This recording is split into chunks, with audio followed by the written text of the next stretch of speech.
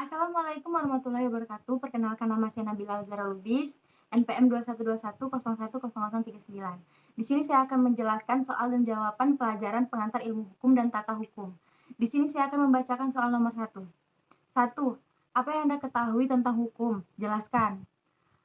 Hukum adalah peraturan yang berupa norma dan sanksi yang dibuat dengan tujuan untuk mengatur tingkah laku manusia, menjaga ketertiban, keadilan, mencegah terjadinya kekacauan. Hukum memiliki tugas untuk menjamin bahwa adanya kepastian hukum dalam masyarakat. Oleh sebab itu, setiap masyarakat berhak untuk memperoleh pembelaan di depan hukum. Hukum dapat diartikan sebagai sebuah peraturan atau ketetapan, ketentuan yang tertulis atau yang tidak tertulis untuk mengatur kehidupan masyarakat dan menyediakan sanksi untuk orang yang melanggar hukum. Dan yang kedua, apa yang Anda ketahui tentang sumber hukum? Jelaskan. Jawabannya adalah sumber hukum merupakan undang-undang atau dokumen lain yang bernilai sama dengan undang-undang. Sementara ahli sosiologi dan antropologi mengatakan sumber hukum berasal dari masyarakat. Berbeda dengan ahli ekonomi, sumber hukum yaitu apa yang tampak di lapangan.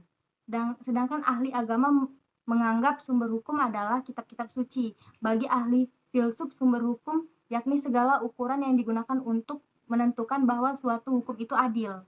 Mengapa hukum menaati hukum dan sebagainya. Ketiga, apa yang Anda ketahui tentang asas-asas hukum?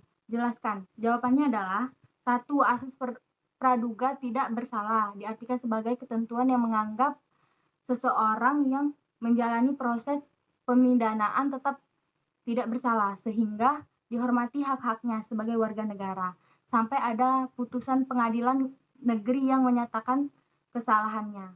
Kedua, asas kepastian hukum adalah jaminan bahwa hukum dijalankan, bahwa yang berhak menurunkan hukum dapat memperoleh haknya dan bahwa putusan dapat dilaksanakan. Ketiga, asas hukum khusus lebih tinggi daripada hukum biasa. Dan yang keempat, asas sederajat di depan hukum. Yang kelima, undang-undang terbaru di atas undang-undang yang lama.